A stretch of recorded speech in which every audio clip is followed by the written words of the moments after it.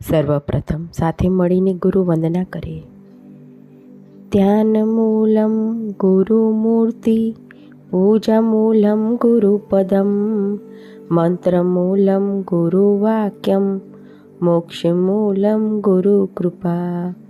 ગુરુર્બ્રહ્મા ગુરુર્વિષ્ણુ ગુરુર્દેવો મહેશ્વર, ગુરુર સાક્ષાત પરમ બ્રહ્મ, તસ્મૈ શ્રી ગુરુવે નમઃ.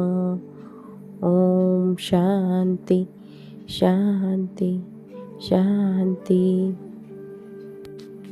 મનરૂપી વાયુ, આત્મા કે બ્રહ્મ, સમુદ્ર, જીવન નૌકા અને જીવરૂપી વેપારી. મિત્રો, જો તમે ચેનલને સાંભળો છો તો ચેનલને લાઈક, શેર અને સબસ્ક્રાઈબ કરો, જેનાથી મને પ્રેરણા મળે છે.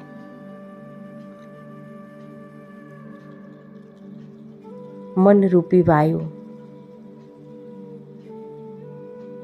જે આપણા મનમાં ચાલે છે,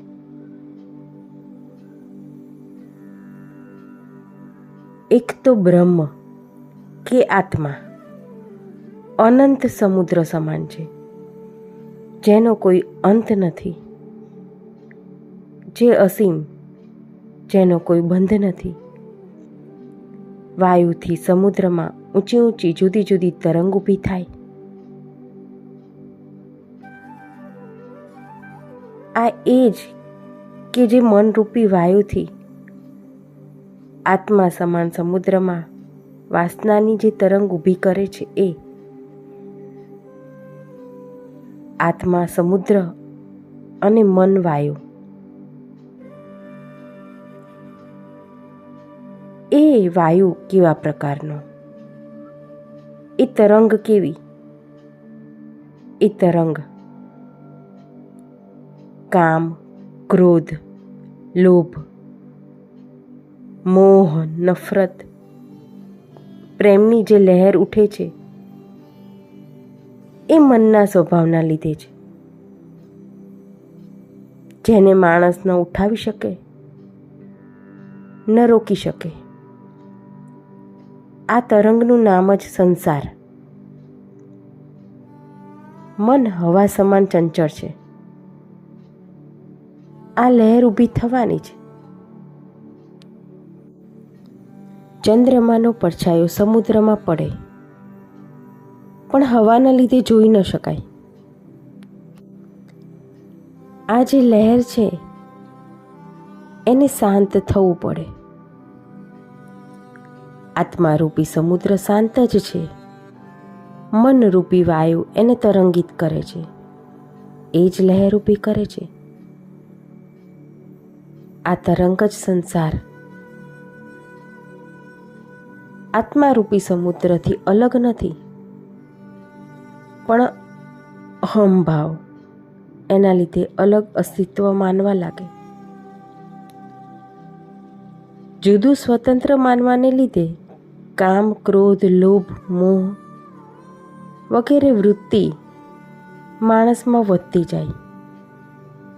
જેમ વૃત્તિ વધતી જાય એટલે પ્રવૃત્તિ વધતી જાય. જીવવાની ઈચ્છા વગેરે રીતે અનેક વિસ્તાર વધતો જાય. તરંગ જ સંસાર, જે આત્મારૂપી સમુદ્રમાં મનરૂપી વાયુથી પેદા થાય. જીવરૂપી વેપારી છે, જે સંસારમાં ભોગોની ઈચ્છાવાળો, એટલે કે સંસારનું અસ્તિત્વ જ મનરૂપી વાયુના સહારે ચાલે છે.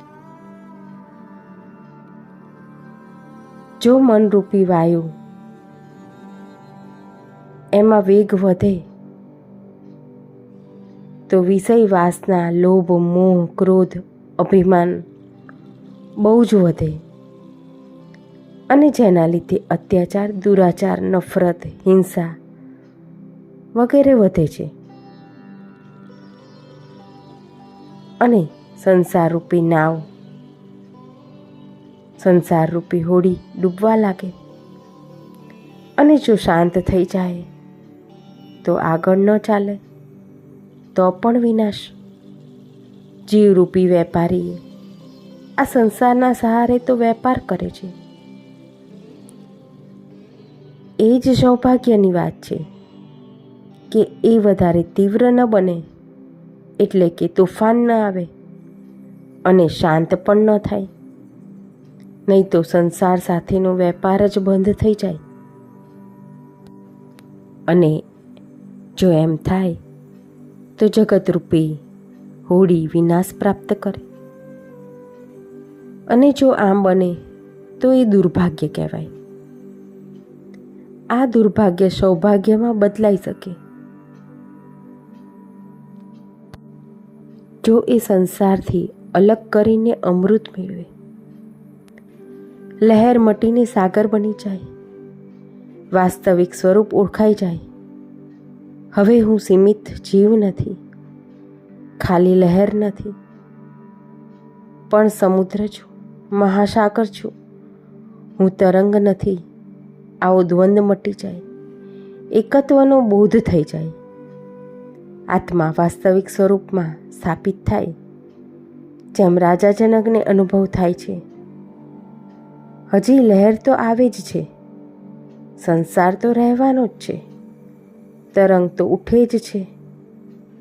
રાજા જનકે પોતાને જ જુદું જોઈ લીધા પછી લહેર તો ઉઠે જ.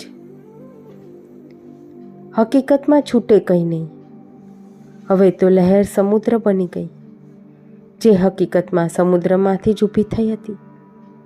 સંસાર સમુદ્રમાં જ જીવરૂપી વેપારી પોતાની હોડીમાં જ વેપાર કરશે.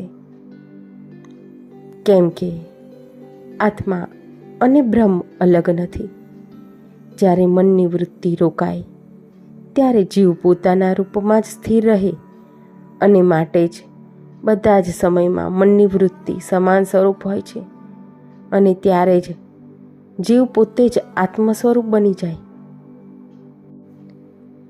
અને જ્યારે આવી રીતે જીવ આત્મ સ્વરૂપ બને ત્યારે સંસાર સાગરમાં જ જીવ પોતાની નૌકામાં જ એ મનરૂપી વાયુને સ્થિર કરીને જીવરૂપી વેપારી પોતાની નૌકા જીવન નૌકામાં જ વેપાર કરી શકે છે. આગળ ફરી મળીશું. સર્વને મારા ઓમ નમો નારાયણ. ચેનલને લાઈક, શેર અને સબસ્ક્રાઈબ કરો. ઓમ નમો નારાયણ.